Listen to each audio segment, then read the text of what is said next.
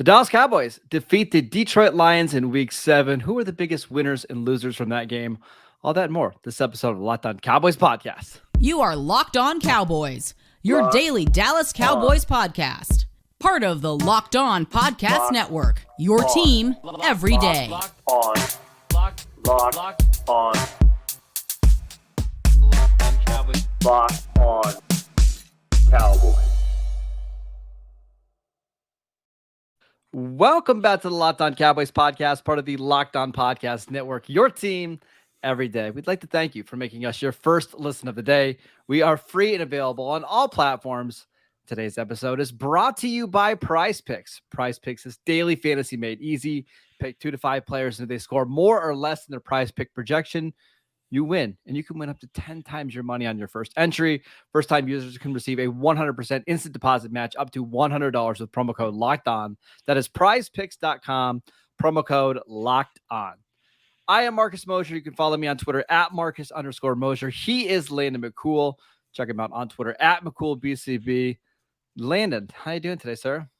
Doing great. This is a big win today. We needed it, and came out and I actually kind of started to pull away as the game obviously went on. So it was a fun game to watch. I'm happy to talk about it. Yeah, Cowboy fans, though, they seem like they're not happy with this win for whatever reason on Twitter. It seems like they're a little bit upset about how the game unfolded. But guess what? You don't apologize for wins ever. Absolutely. Good. No, I mean I agree. It's you don't look at the gift horse in the mouth, and you don't make excuses for wins in the NFL. It's hard to get a win. And considering you've got a quarterback who hadn't played in 5 weeks, I think you've got playing a team that has is a really good offense and is coming off a bye week. There were a lot of things to remember, circumstance here that I think Cowboys fans are just either conveniently forgetting or just not accounting for. Exactly. And this was every game is hard to win, and this Lions team, they played a tough game for 3 3/4 of a quarter, and I think the Cowboys kind of made it look bad at the end of the game when they were able to let their talent kind of shine through at the end. All right, let's do big picture stuff before we talk about Dak, the offense, and then the defense's performance in this game. You had to get this win, right? Like you're at home, coming off a loss against Philadelphia. If you want to stay in the division hunt, which is super competitive now that the Giants won again and the Eagles are 6-0, you had to win this game. And what we wanted to see was to do it in convincing fashion. Now, I think you can make an argument that maybe it wasn't so convincing, but by the end of the game, it kind of felt like it did. What does it mean for the Cowboys to get this win and improve to 5-2? Well, I think it's two things, right? It's getting the win, and obviously, what the mathematical numbers tell you about getting the win and staying in the division race and staying in the wild card race. All those things, obviously, why you need that win. It's a conference opponent, so that has heavy weight.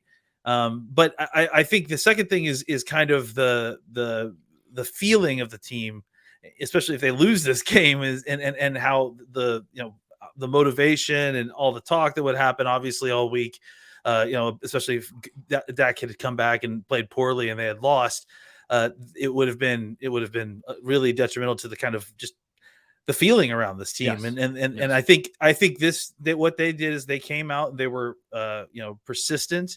They didn't play necessarily fantastic early, but they kept at it, and they knew that eventually, if they just kind of played a clean game, that it would come through. And I think the fact that they were able to do that, and you saw like very clear, that's the one thing that was kind of striking going back and watching the game a second time, is very clear progression from the offense from the first to the fourth quarter.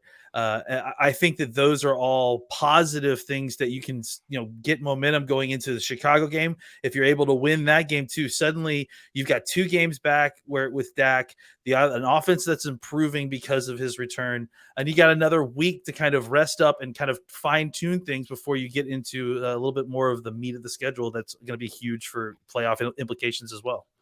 Yeah, and I think in this game you saw how the Cowboys want to play long term. We'll get into Dak in a little bit, but they threw 25 passes in this game. They had 32 runs in this game. They're not going to be that way every week, but I think they do want to be a balanced offense, and they want to lean on their defense. I do think that recipe could be very successful for them long term, especially when you look at the NFC, right? If you can run the ball, be efficient in the passing game. You don't have to put up video game like numbers. But if you can be efficient, average 8 yards per attempt, I think you can go a long way in this conference. Yeah, I think really ultimately, especially when it comes to the playoffs, playing good defense and running the football seemingly matters a lot more. But I think the other thing that matters is that you need to be able to play in a shootout if it gets to that, because you're going to face teams that are built like that when you start playing the upper echelon of teams. So I think that's really where we haven't quite seen them try to have to get into one of those games. I mean, the good news there is that the reason that you haven't had to see them get into that kind of games is that their defense continues to play at an incredibly high level. I mean, that Detroit offense really was very good. I think that's the best offensive line in football, as far as I'm concerned. I would agree. Yeah, or at least in the top three, right? Yeah, and I think that the Cowboys defense did such a fantastic job at times of getting any kind of in the pass rush, and really kind of outside of some notable stuff on the outside, really kind of clogging the lanes up in the run game. Again, we're going to talk about Dak in just a second, but I want to say that I really like the way that the Cowboys were using the running backs in this game.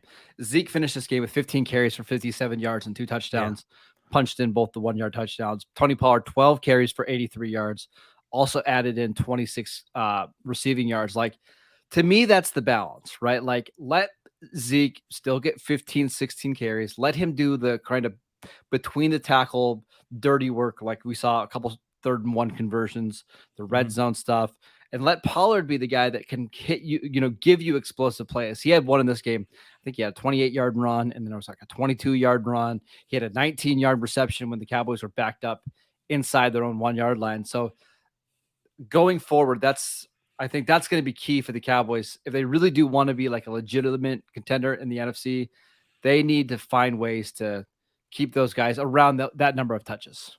Yeah, and I think that the run game would have been even more successful if they had been facing not anyone else besides apparently Jeffrey Okudah, world beater run defender, who I think had something like ended up with 15 tackles as a cornerback, which is totally insane. Yep. And it was because he was so active in the run game. I think that second or third scoring drive that the Cowboys were participating in, even the one that you saw where Noah Brown fumbled inside the 5, I think it showed you kind of the formula of how they want to play. And that was what I think was really encouraging. If going back to kind of the 10,000 foot view of this offense, it was encouraging to see that formula play out, and the offense look like it's supposed to look now that Dak's back. And that was really exciting. Yeah, let's talk a little bit more about Dak and the offense. But before we do that, we want to tell you about Prediction Strike, the world's first sports stock market. You can now invest in professional athletes just like stocks. It's a lower risk alternative to sports betting, and athlete prices move based on performance and supply and demand. So, for instance, if you invested in Kyle Pitts before the year started, he'd actually be down 44% after basically doing nothing in Atlanta's offense. It's a really fun way to just, if you like a player, buy a couple stocks, and if he performs well, you get to benefit. Only 2.5% trade fees, the lowest in real money sports. You can invest in 4 sports, not just the NFL, but UFC, UFC, NBA, and MLB. Everyone knows you should be investing, but why not invest in what you actually know as a football fanatic? Download the Prediction Stripe app and use promo code LOCKED for a free share when you sign up and make a deposit of $20 or more. That is promo code LOCKED for a special one-time giveaway. Prediction Strike will choose one person who signs up with code LOCKED and make a deposit to win 100 free random shares. That could be worth up to like $3,000 if you get lucky and you receive Josh Allen shares. Invest in what you know on Prediction Strike, the stock market app for sports. Also want to tell you about Blue Nile. Whether you're ready to pop the question or you're celebrating a milestone moment, find Julia as unique as her with the modern convenience of online shopping at BlueNile.com. Blue Nile has simple online tools that let you choose the diamond shape, size, and clarity, as well as setting style. Blue Nile will then handcraft a perfect engagement ring, and each ring is one of a kind. Make your moments sparkle with BlueNile.com. And Locked On Cowboys listeners get $50 off purchases of $500 or more. This podcast exclusive includes engagement. Use promo code Locked On. That is promo code Locked On. Plus, every order is insured and it ships free. Go to BlueNile.com today. All right, let's talk about Dak in this game. Landon 19 of 25, 207 yards, 8.3 yards per attempt, 1 touchdown, no interceptions. How do you think he played? I thought he played great. I think that there was definitely some throws that he probably wants back, but I don't think that had anything to do with the thumb. I think it had to do with maybe being. I think it sounds like it was the opposite. It was him feeling so good about how the thumb was feeling that he wanted to be a little bit over aggressive, and he was. But I think for the most part he was on target. He was for having not been on for 5 weeks, and I think again, like as the kind of game progressed, it felt like he was getting more and more confident, more and more in sync with the receivers. Clearly, he was able to fall back into sync quickly with Dalton Schultz and CeeDee Lamb. Schultz is the biggest winner, by the way, of all the receivers. Like, it's just clear that Dak has such a good connection with Schultz. Well, sorry, didn't mean to interrupt you. No, it's a great point, because I just felt like, we've been seeing so much of Ferguson and Hendershot, and, obviously Hendershot gives Dak his first touchdown reception of the year, which is odd. But I do think that, that it was clear that the difference how Schultz was playing with Dak versus, how he was playing with Rush. And I think that, like I said, as the game went on, you saw him having more and more command, and not just in the, throwing the football. It felt like he was getting the team into the right calls, getting the team, there were a couple of weird ones, which I don't think were Dak, like obviously that weird reverse that you saw with CeeDee Lamb, like late in the game, it just felt unnecessary. But, I felt like he was getting them into the right play, and they were, having some consistency, starting right really at the end of the second quarter and thereon, and it just kind of progressed. And I think that had everything to do with Dak's confidence and Dak's, feeling on how his thumb was just not bothering him despite having played a whole football game. The first half was a little rough, right? They started back-to-back 3-and-outs. They got a field goal, and then a punt, fumble. Little rough. But the reason why I'm not all that concerned about it is you look at what they did in the second half, and 7 plays, 82 yards, touchdown. 3 plays, punt, whatever. Yeah. 11 plays, 54-yard touchdowns. 4 plays, 24 yards, touchdown, and a game. Like, they were moving the ball up and down the field on the Lions, and Noah Brown just holds onto the ball. They have a first down and goal inside the 4-yard line. Michael Gallup drops a play across the middle that would have been a big chunk play on a slant. They had a lot of penalties, a lot of false starts, like things that they can clean up, but I don't think there was certainly nothing concerning about the offense in this game. I mean, honestly, I think a lot of it you can chalk up to the fact that you've got a new quarterback coming back after the last 5 weeks. I mean, even the offsides, someone said, did they all forget Dak's voice? And they were joking, but yeah, I mean, that cadence is a big part of when you go on these snap counts. So I think it is getting used to some of that stuff again. And I think, like I said, if it was inconsistent or kind of like going up and down, maybe I'd be a lot more concerned. But what I saw to me was a clear progression from the first quarter to the fourth quarter of this team getting better offensively. I mean, and defensively. Oh, and defensively. And defensively. As the game wore on, the defense started playing, obviously. But that's the thing that's going to be funny. I'm sorry, just real quick. Is that they're going to talk about, they scored, 20, whatever. What was the final score? 24-6. 24. So they're going to say, we're going to say, well, the Cowboys scored 24 points. And then everyone's going to be like, well, but the defense, it was all at the end of the game, and the defense got all their turnovers. But the truth of the matter is that's when the defense got all their turnovers too, is at the end of the game. So I think that to me, you saw a clear, progression that was a little bit less expected for the defense, because you expected them to kind of play better throughout. They didn't play poorly, but just you think that they would play better throughout. But it was specifically encouraging to see the offense kind of progress throughout the game. Yeah, they played better in the second half. And listen, Dak said pregame, although it got a little twisted, like he kind of picked the Lions this week because he thought this would be a good game to kind of get things back in motion before the bye week. They play the Bears next week before, going on the road. And you saw it, like he was a significantly more comfortable quarterback in the second half. He was throwing the ball down the field. You saw him, make some tough throws, even at the sideline where he had to drive the ball to Noah Brown. I think going into the Chicago game next week, I think you should feel pretty good that Dak's not going to be so rusty, or his thumb is going to be an issue going forward. No, I mean, I'm holding them to the expectation that Dak should be normalish Dak, next week, and not as much rust. Maybe he gets into a slow start because that's partially who he is a little bit I at mean, he's times. always been that way, right? But I think that ultimately, we know how we win these games, and I think that the thing that's going to help kind of stabilize that maybe the Cowboys haven't had as consistently at different points throughout the last 2 seasons, let's say, is a run game. And I think that the run game kind of helps at least create some forward momentum. Now, they still got to figure out third downs. That's still something that they got to work on. I think they're going to get there, but that's maybe one of the final elements that they kind of didn't work through necessarily this week. They're going to have an opportunity next week against the Bears. I mean, I would hope the offensive line would start to play better as the season goes on, especially if you can keep the same 5 starters out there for, the next couple months. But yeah, I mean, overall, not perfect, but encouraging. And it's important to note the Cowboys have a game next week against the Bears, and they have a bye after that. So if you can just get through next week's game and you can get through the bye, I would think Dak is going to feel a whole lot better about where his thumb is, middle of November, even compared to where it is right now. And I think you're going to see a lot of the rust shake off here pretty quickly. Let's I think someone, I saw someone make a comment, something about like it was, this is not necessarily playoff football. Guys, we're not even necessarily at the halfway point of the season yet. So progressing is still okay thing to do at this point. 100% agree.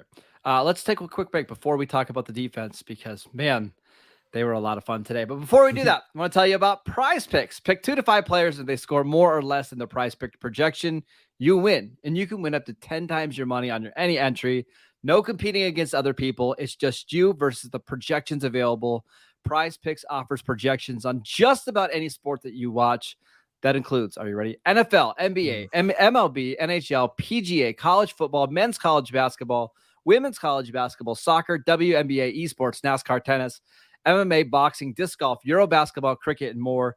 Entries can be made in 60 seconds or less. It is that easy. They are currently operational in over 30 states and in Canada. Download the Prize Pick app or go to prizepicks.com to sign up and play daily fantasy sports. First-time users can receive a 100% instant deposit match up to $100 with promo code Locked On. If you deposit $100, Prize Picks will give you $100. You deposit $60, they'll give you $60. Don't forget to enter promo code Locked On at sign up for an instant deposit match up to $100.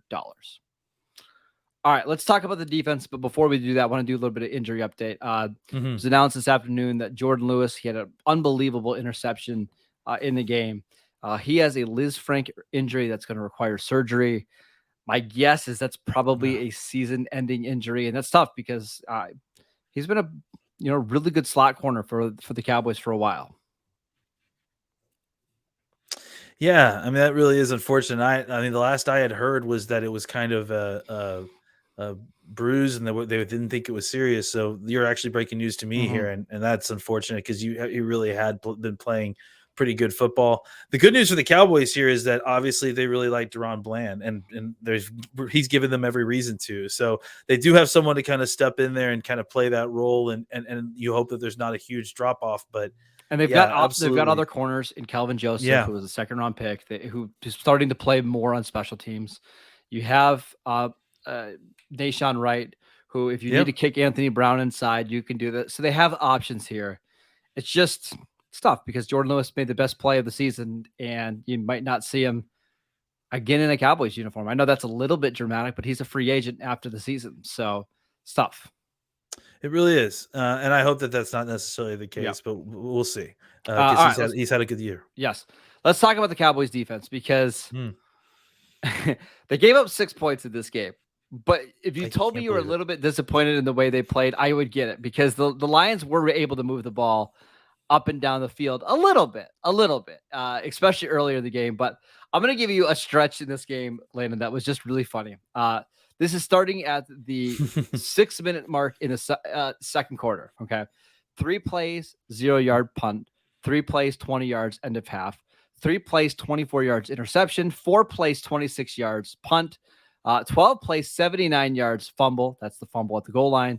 4 plays, 21 yards interception, 2 plays fumble, 5 plays fumble. And that's it. The 2 plays fumble, 5 plays fumble that's pretty funny.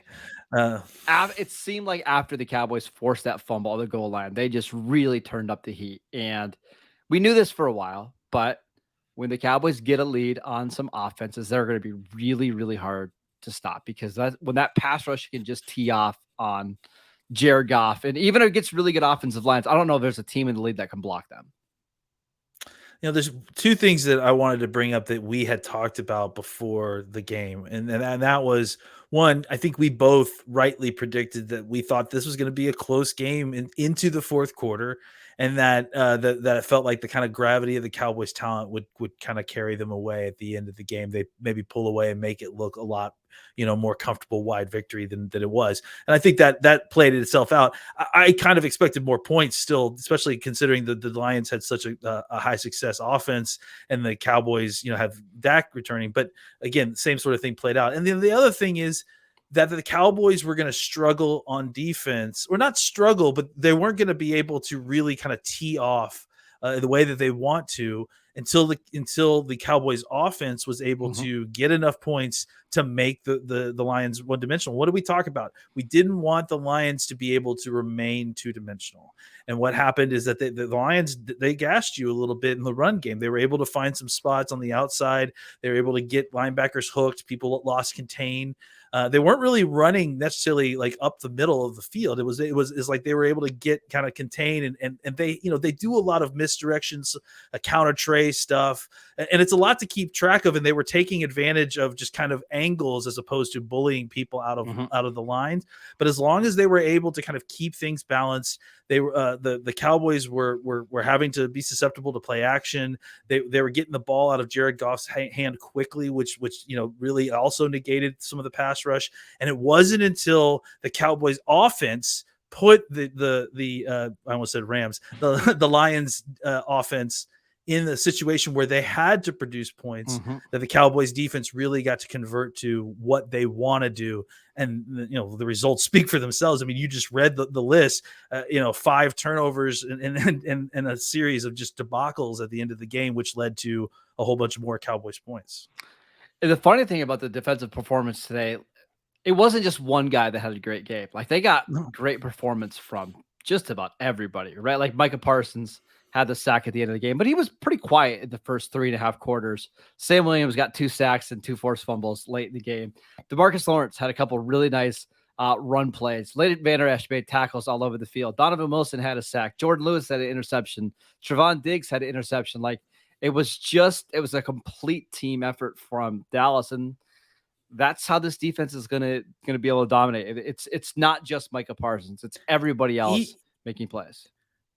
Even Carlos Watkins, who they called up from, Watkins, again, we see him kind of rotate in and play off the practice squad here and there. He made 3 really solid tackles in the hole to kind of stop things short at the line of scrimmage. So, yeah, it's contributions all across the board. We'll talk about Diggs' interception, obviously, but beyond that, he also had a key pass deflection on third down. So, I think it was a lot of good plays, and obviously we haven't even mentioned Donovan Wilson, his sack that he had and forced fumble on. That absolutely incredibly impressive. So all just really good stuff from several different members of the Cowboys defense. I will say the one thing that is a little concerning is their defensive tackles just still aren't great against the run. Like, if there's one spot in this team that's still a weakness, I still worry about their defensive tackles long term. I still wouldn't, I'm kind of out necessarily on like, unless there's a big name that's going to come cheap, going and getting wide receiver. But if you could find a defensive tackle that you could come to bring in here, that's like a real butt kicker in the middle, just to kind of keep it PG, that really could threaten teams against the run. I think that they're able to do some formational stuff, and they can lock down on the run if they have to. But it feels like when they do, it's like they're committing a lot of resources to doing that, and they kind of leave themselves susceptible in the pass on early downs. So getting a big guy in the middle would kind of allow them to maybe play a little bit more coverage, or at least not have to commit so many assets in the run game. And that's why I kind of agree that it's not that the defensive tackles were terrible. It's just that, they're having to play like mint and tight fronts, like 3-man fronts that are all inside the guards, and that's just like you have to put 3 guys in each gap in order to defend the run. It's a lot of resources to commit against the run, and it really kind of dictates what kind of coverage you can play behind it. Yeah, other than that, though, this defense played really well. There was a couple plays in this game where Anthony Brown got beat. There was a 3rd and 12 where he got beat. Go ahead. Yeah, it felt like they were playing soft, right? Like, did you feel like they were playing a lot of soft coverage with him? Yes, and I don't know if that was on purpose. I don't know.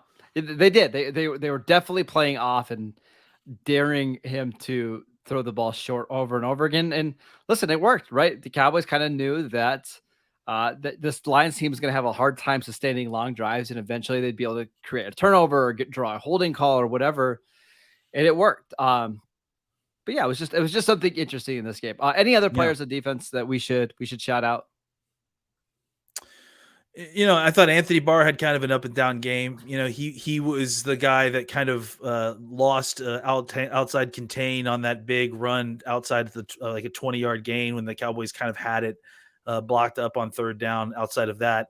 But then obviously he got the fumble recovery on the goal line when DeMarcus Lawrence punched it out. So, I think obviously we got to mention DeMarcus Lawrence. The line, the defense, that was, honestly, that's the play of the game.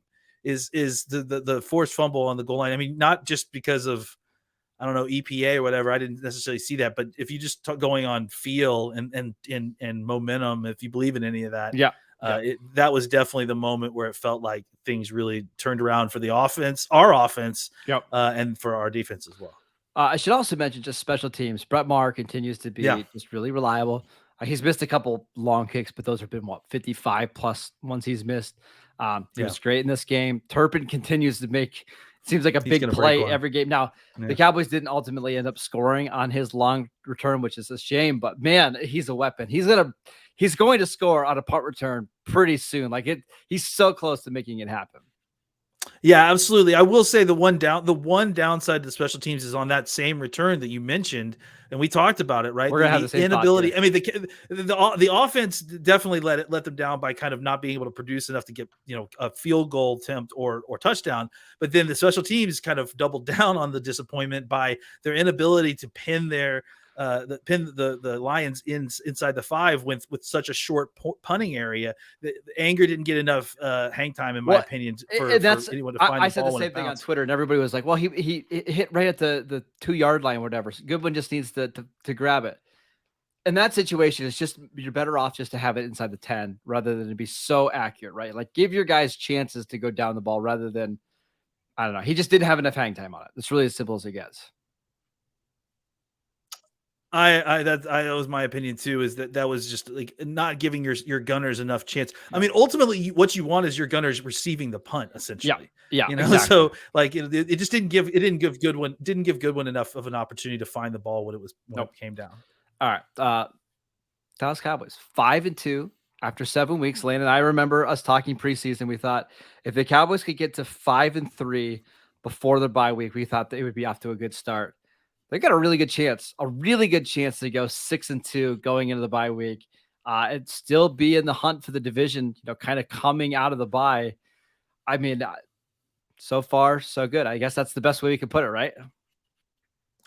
Listen, if that doesn't give you an idea of how grateful Cowboys fans should be right now, you lost your starting quarterback for 5 weeks, and you have the opportunity, if you can beat a very beatable Bears team, no disrespect to them, a very beatable Bears team at home, right? We're playing them again at home.